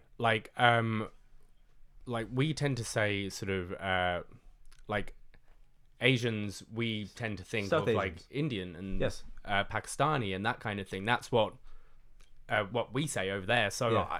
I'm not up to date with what the terms are. I mean, as far as but yeah, I don't think like he didn't say it in an offensive way. It was but you do have to be careful as well and be aware. I imagine Jim Ross is probably going to get a memo. Hey, next time you call an OWE match, JR, you probably shouldn't. The thing is, like, Oriental Wrestling, It's in the Entertainment name is of in the name. their group. Yeah, Yeah. So what is he supposed to do?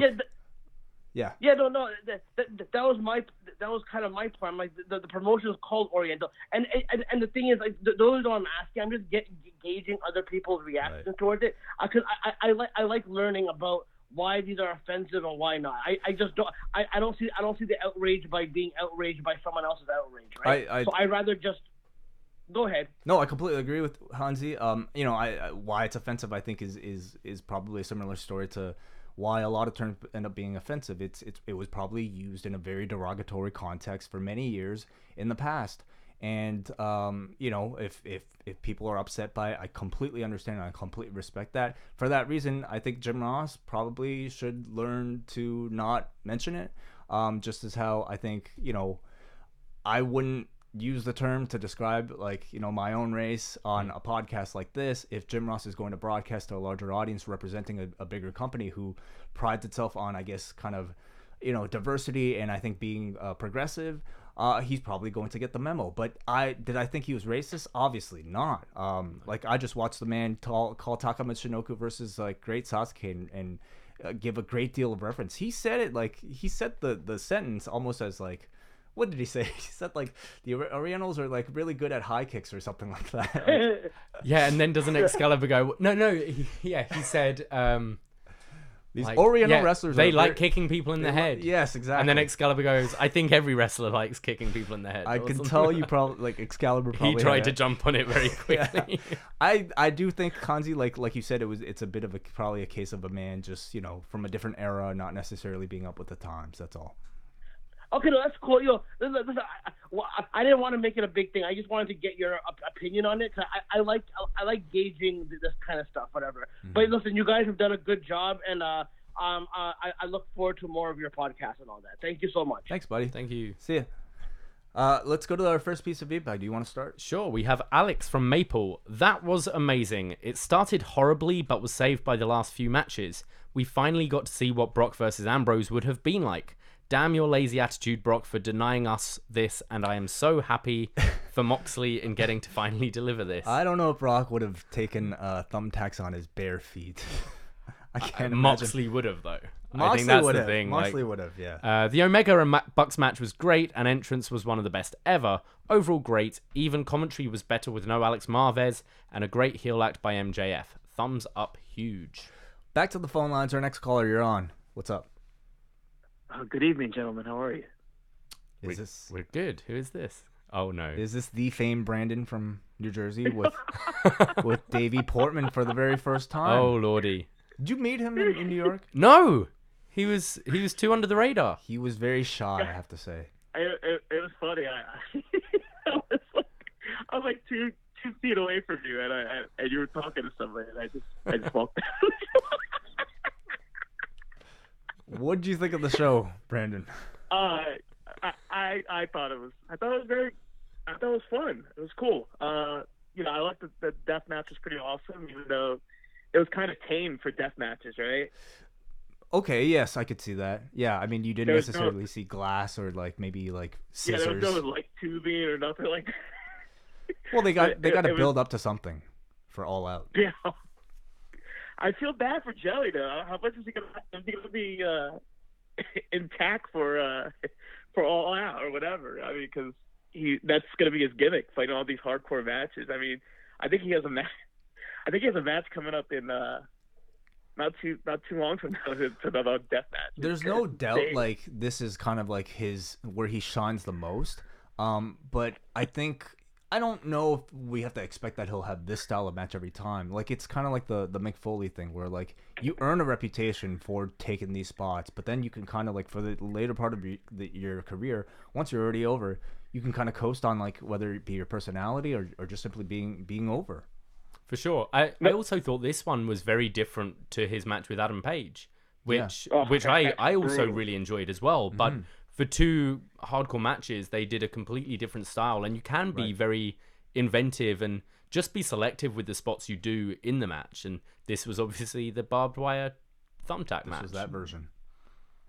But I mean, they're not even on TV yet, and this is I guess technically this is their second event before you got the charity event. He's not going to be on that, right? And then you got All Out, and then you got TV or whatever after that. And you notice matches where he's going to up the stakes because he's trying to get over even more, right? Or am I wrong? I mean, it remains to be seen if stakes will be raised or even lowered if they're going to be on cable TV on TNT. Who knows? Like what TNT thinks of a death match like this. Like, but I do hope that they retain this standard for pay-per-view where anything goes. Completely. On TV, you can't see this, but you have to pay to see a guy step on. And that's good. That's how it should be, I think so too. All right, thank you for the call. One more thing real quick. Moxley's gear. It's got to go back to New Japan. Come on. The jeans, and he looks too WWE. I don't like the biker chain. His New Japan gear, he looks like a monster. I think this works for a death match, though. You often see that with wrestlers like ditching their actual ring attire for these kind of matches to just wear jeans or whatever. I'm hoping it's that way. Wear wrestling boots, sure. What did WH think? I'm out of here. Please. Okay, bye. Okay, always an awkward end with that guy.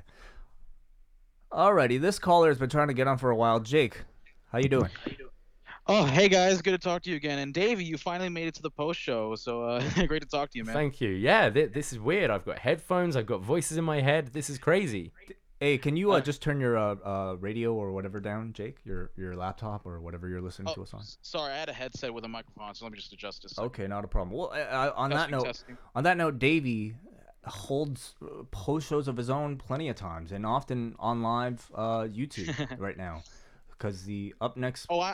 Yeah, don't worry. I've subscribed to the BD official YouTube page, so so I can't wait for the next takeover in Toronto. So let me just say, I really enjoyed the main show. The pre-show was kind of hit and miss for me. Didn't particularly like and I thought the librarian stuff. I could feel that it wasn't just me not liking it. I could feel that the crowd wasn't. The crowd didn't. Get into it as much. It wasn't over on the crowd as well. The Nakazawa stuff, it's like you either like it or you hate it. I didn't mind as well. And but for the main show, it really improved for me. My match of the night was definitely Moxley and Janela. And regarding Cody and Darby Allin, look, the issue that I had, it wasn't the chair shot. It wasn't the chair shot spot. It was like, it was gross. It was grotesque. But grotesque. It was minuscule too. I was pretty confused on MJF in the aftermath, consoling Cody.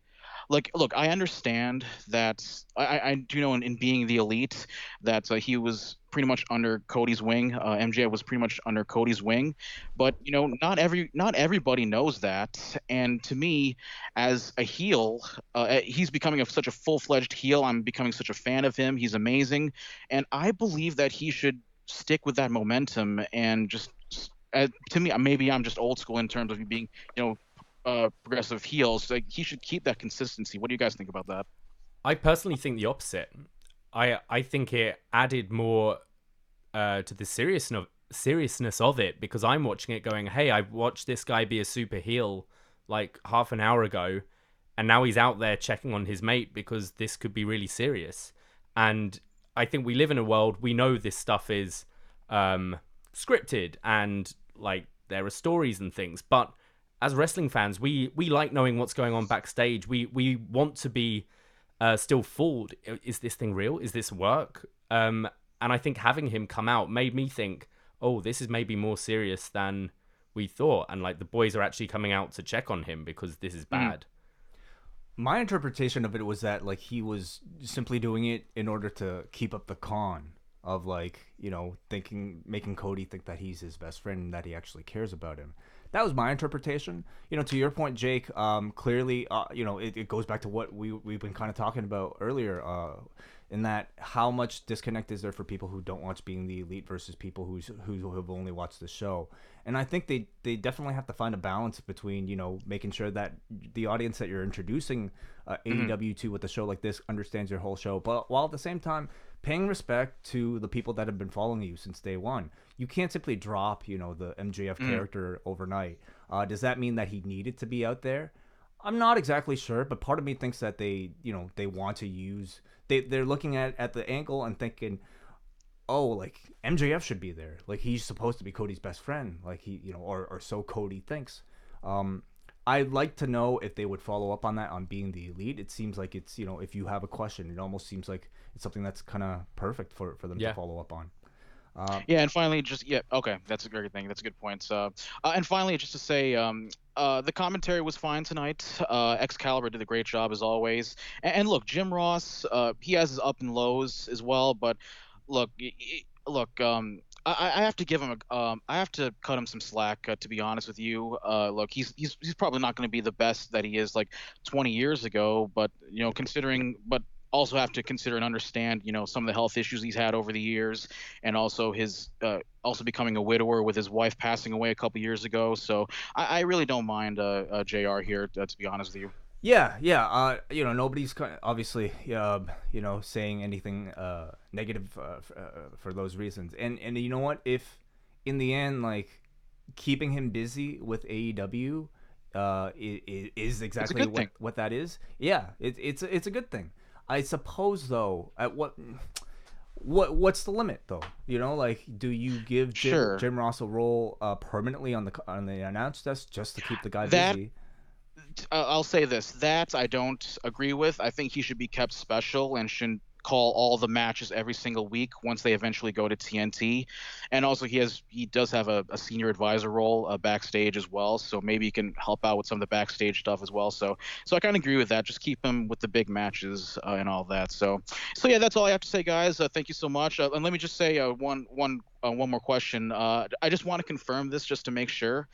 It was great meeting all four of you, Braden, you guys, and also Braden and John in Chicago. I just want to ask if you guys are coming back to All Out on August 31st in Chicago. We will not be. Yeah, I won't be. I'm contemplating Survivor Series weekend, more so for War Games, but I won't be at All Out. Yeah, with SummerSlam being so close in Toronto, like I think we're going to be busy enough with that, so we're going to stay put, and then maybe planning a bigger trip later on in the year.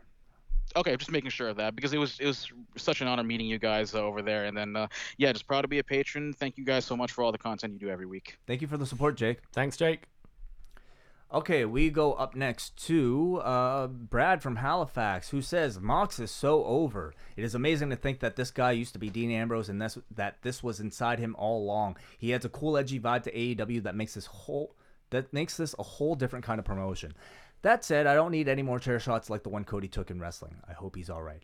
8 out of 10, 1 point off for the chair shot, and the other for very average women's wrestling. We have Sam from Tennessee. A completely subpar show which left a lot to be desired. That pre-show was the worst hour of wrestling I've seen this year. A decent tag match followed by a bad Dark Order segment and some terrible backstage skits. Top that off with 2 awful matches leading into the pay-per-view, and you have a horrible introduction for new fans trying to buy the product for the first time. The main show was alright, but almost all the matches were passable at best. I will say I enjoyed the 6-man tag, but everything else was meh. Fuck unprotected chair shots to the head in 2019. I give it a 3 out of 10. Would have been a 5 if they didn't shit the bed on the pre-show. Damn. We go to our next caller. Brandon, you're on the phone. What's up? Not much. How y'all doing tonight? Good. Doing very How are you? well. I'm doing great. I really enjoyed the show overall. I don't think it necessarily was as good as Double or Nothing, but I did think it was a good follow-up show, and I think it worked very well as a free show to kind of help introduce fans that maybe didn't want to pay the $40 or however much it may have been for the first show. Mm-hmm. Pre-show, I enjoyed the triple threat tag team match. I feel like the way they keep on introducing the Dark Order, though, like the former Super Smash Bros., I feel like there's a chance they may be kind of setting them up for failure with how they're kind of doing it. Yeah. It's because a little too maybe Undertaker light, almost over the top. Undertaker Wyatt's that kind of thing, Yeah. which hasn't ever really worked. Since Especially Undertaker in this has context in Yeah. AEW, where I feel like the bar is set a little bit higher for creativity. Anyway, please go on. Yeah, I agree with you guys, and I just feel with that tag team, they're not a big enough name in the last number of years, in the US at least, to really be able to make this massive impact. They're not going to show up on the screen and people aren't going to go crazy for them like you would think. But they need to get I think once they start getting in ring, I think they'll start getting the crowd more involved in their matches and stuff like that, because they do have a really good in-ring style and the very high impact. So I'm hoping that once they get in the ring, they'll start getting more of a reaction. That'll be a difference maker for sure. Thank you for the call, Brandon. Thank you. All right, we go to Andrew from Cape Breton up next, who says, I paid for the show through Fight TV, but I definitely think free was way too expensive for the pre-show. I'll get that out of the way first. The tag match was good, but AEW seems like it has 2 parts to it. A serious sports-like feel of a wrestling promotion for one part, and the other is mid-90s WWF and WCW bullshit gimmicks. The Librarian nonsense was awful, and my current worst match of the year was Alex, Jebailey, and Michael Nakazawa. I haven't seen that much of Nakazawa, but he's not that good, and it definitely seems like this is Kenny Omega trying to get his friends booked. I hated the Fyter Fest parody stuff because even though it was a parody, it made the show look bad. All that being said, I thought the show was excellent. The matches were consistent, they established time limits, and they stayed on a heavy angle for a while. I used to go to BitTorrent websites and download OVW shows back in 2006 and 7, and that's where I first saw Sean Spears. I thought he was an excellent performer, and it seems AEW may be able to showcase him in a way WWE never seemed to be able to. The chair shot to the head was a bit much, though. I hope Cody's okay, but that also hurts the whole angle, so this whole thing... AEW said Cody was okay, but that also hurts the whole angle, so this whole thing is a bit of a mess. 6 out of 10 show. I can't go above 6 to the pre-show. It's very clear to me that there's a certain section of AEW fans who strictly want the sports-like presentation, and I don't know how much they really care for the others. I think you would even see some dissenting opinion on whether or not deathmatch wrestling belongs within AEW, and that's totally fair. But it's clear, the 4 people at the head of AEW are 4 very different personalities, at least, in ring. Cody, very much kind of the type that I think this Andrew is looking for. Somebody who presents a very sports-like feel, good storytelling. The Bucks obviously very athletic, but I would say a lot more comedic in I think their ideas. Kenny, even more comedic, coming from his DDT background, and I think I would say a lot more. I recommend everybody to check out the DDT episode of The Wrestlers with Damian Abraham that we just talked about on Thursday. DDT is not necessarily... It is very much a comedy promotion, but it is also a promotion that promotes free thinking. And that's where I think Kenny's coming from by putting something like Jebailey on. I don't think it was just Kenny booking his friends. I think that... to an extent, it absolutely is. But I also feel like the Nakazawa-Jebailey match was there for this particular audience, in this particular style, and not necessarily something that might be, you would see on every AEW show, but I think there's a place for it. Sure. When done well, as I said, I thought there were moments in that match that were done pretty well. It made me laugh more than once. So for me, it worked. But I know if people are going purely for great wrestling, that's not what they want. Mm-hmm. Let's go to Chris from Pennsylvania. Sure. I am admittedly one of the more casual wrestling fans on this board. My viewing habits include main roster, WWE, and the NXT takeovers. But with Fyter Fest available for free, I thought I would check it out and see what the buzz is all about. What I liked: the 6-man tag with the Elite and Lucha Bros Laredo Kid was outstanding, fast action and really creative spots. I was engaged the whole time. MGF is an incredible talent. The charisma he had on the mic at only 23 is amazing. Some others that stood out to me were Private Party, Nyla Rose, and Jungle Boy. What I didn't like: Nyla Rose taking the pin when she's supposed to be the monster of the division, and then getting a heat back with a post-match beatdown seems very WWE-ish. I was not really interested in the Cody Darby Allin match at all, and as for the main event, I know I'll be in the minority here, but that's just not my preferred style of wrestling. Good for what it was, just not my cup of tea. Overall, 7 out of 10. Enjoyed the show, and I'll definitely check them out on TNT this fall, but I didn't leave Fyter Fest thinking this was a revolutionary product. I think when you provide variety, you're going to get a variety of opinions. And that's Completely, kind of what we're seeing here.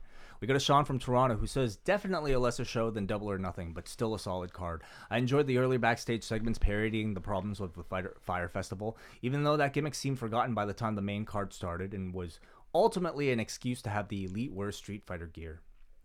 The weakest parts of the show were the unnecessary violence, such as the nasty chair shot to Cody and the unsanctioned main event, where the use of barbed wire and thumbtacks became too much for me, especially since they already parodied such a spot with the earlier arcade buttons. I'm not against bloodshed if it fits the story, but overly hardcore wrestling should stay in the 90s. AJ from PA really enjoyed the 3-way tag, the women's match, and the final matches. I liked the chair shot. For some, maybe it's too much, but if you're going to do it, it has to mean something, and they made sure of that. It was a big deal, and it should be. This sets up a Spears-Cody match at All Out, and I'm really excited to see how this chair shot plays into the story. Whether diehard fans like us on this forum want to admit it or not, this type of stuff gets casual viewers and builds a fan base. It's the same people that watch NASCAR for the crashes or hockey for the fights. You don't have to do it every week on TV or use it in a nothing match, but using it like this to build up to one of your main matches at a major show is worth it. The fact that this show is free makes it 8 out of 10. Paying for it, probably more 7 out of 10. I really love just how varied so many of these thoughts are. Whereas I feel like often with a WWE pay-per-view, it's often kind of the same feedback. Yeah, multiple completely. times. Here, everybody kind of has their own perspective and their own taste. We go to Roger, who says, I think for future AEW events, I will skip the pre-shows, as both this one and the one for Double or Nothing were the drizzling shits. Stupid gimmicks like the Librarian and the Fyter Fest parody bits are best left on being the Elite, and the Dark Order segment just fell flat. Despite all that, I did thoroughly enjoy the main card. I thought they did a fantastic job of getting Darby Allin over by having the match go to a time limit draw, something that has been missing from wrestling. MJF's promo had me rolling, and even my wife, who isn't a wrestling fan but was watching parts of the show with me, got a kick out of his insults. Overall, I give the show an 8 out of 10, and I can't wait for Fight for the Fallen, minus the pre-show. And we have Bernie from Chicago. This was an average show. I thought there were some really great moments, including the women's 3-way match, the Cody Darby Allin draw, MJF, and the 6-man.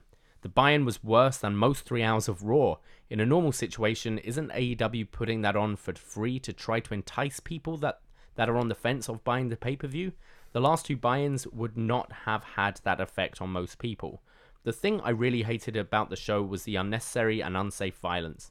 Cody taking an unprotected chair shot like that has no place in wrestling in 2019.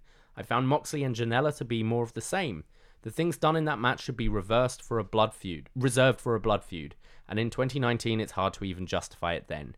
If Cody was looking to kill the Attitude Era, he failed miserably, because the violence on tonight's show went right back to that time. Looking forward to Fight for the Fallen, but I give this a 5 out of 10. Thank you, everybody, for your very well thought out opinions, all of you guys. And I want to thank you very much, Davey, for spending a whole evening with me, because you're going to have to work very early in the morning tomorrow. I'm very used to that. It's fine. I've enjoyed it. It's been great. If people want to hear more of your show, including your YouTube channel and everything that you guys do, and if people want to see you live, please take the floor. Yes, we do. We host Up Next every Thursday on the Post Wrestling Network. we've got our own feed, so search for Up Next UPNXT on iTunes, Stitcher, whatever you use to get your podcasts. We do weekly NXT reviews, plus takeover reviews, and about kind of monthly movie review of just anything we feel like talking about. We have a live show that we'll be doing during SummerSlam weekend. It is the NXT TakeOver Tailgate on August 10th from 1 p.m. to 5 p.m. just before the show starts at Wide Open in Toronto. You can get your tickets by going to postwrestling.com/NXT Tailgate. Correct. Beautifully done. Yeah, we'll be there, John and I. It's kind of like a 4-hour window, so like people I'm sure will be dropping in and out. Absolutely. It's a hangout, really. We're going to be doing a live Q&A and a watch-along of Gargano and Almas. We'll have a Mario Kart tournament going on, but mainly it's just going to be all us hanging in a bar, chatting, drinking, getting to know each other and getting hyped for the what I'm sure is going to be a fantastic takeover. And as far as the movie reviews go, Braden and Davey just did a review of Logan. Yes. On their feed. You can find that on, again, Up Next, or you can go to our website, postwrestling.com, and find all the links there. As well, you're putting up all these reviews on YouTube. Yeah, we've got our YouTube channel now. It's BDE Official. Sometimes Braden and I just go on there and play some 2K, some WWE, or we put up our reviews. We're trying to figure out this YouTube thing. So yeah, keep an eye out on that, and we'll be putting stuff up all the time. On the feed right now, this has been a very busy weekend, and made even more busy with the absence of John Pollock, who requires probably 10 people to fulfill that one person's job. But on our website right now, we have our latest, as we mentioned, the Up Next review of Logan. We have on our Patreon feed a rewind away of WWF In Your House 16 Canadian Stampede, which many consider to be one of the best shows in WWF history. This was at the peak of the Hart Foundation versus America storyline right before the Survivor Series of 1997, so do check that out. Also, WH Park has been very active on our website this week as well. He and Chris Thunder from Down Under recently this morning did a review of New Japan Pro Wrestling Super Showdown post-show, so if you're on our iTunes feed, you can find that probably right beneath this show. If not, just go to postwrestling.com. That show is for free for everybody. As well, every Saturday morning, WH Park and a guest come back to review every G1 Climax final, and this past weekend, he just spent talking about 1999's Manabu Nakanishi versus Keiji Muto match with Matt McEwen. Tomorrow morning, by the time people are probably listening to this on this feed, we'll also have his next show, which I believe is Manabu Nakanishi versus Kensuke Sasaki, and he'll be doing that one with JP. I forget JP's last name. I'm so sorry, but JP Houlihan, of course. Yes, JP Houlihan. That's Cruel Summer, episodes 9 and 10, all out on our post-wrestling feed. So thank you all for subscribing, and thank you all for supporting. If you're one of the people watching us live right now, we do live streams every WWE pay-per-view post-show, probably every AEW pay-per-view post-show as well as every Thursday for the Cafe Hangout. So thank you for Double Ice Cap and Espresso patrons. And everybody else, subscribe to this right now. I don't usually talk this much, Davey, so once you get me going, I talk a whole lot. So thanks a lot for Davey for joining us. Any final words? No, I've had fun. I'd like to be back one day.